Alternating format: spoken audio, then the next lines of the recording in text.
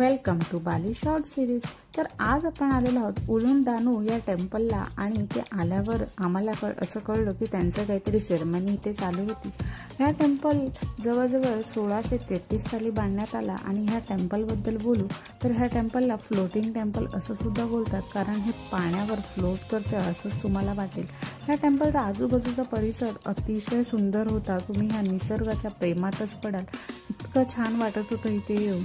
इथे फोटोज काढण्यासाठी असे वेगवेगळे सेक्शन केलेले होते आणि मुलांना खेळायला मस्त अशी जागा होती। इथे वॉशरूम आणि रेस्टॉरंटची सोय सुद्धा मस्त अशी केली होती आणि इथे लोकल लोकांची आतमध्ये अशी पूजा चालू होती, त्यामुळे टुरिस्ट लोकांना आत एंट्री नव्हती।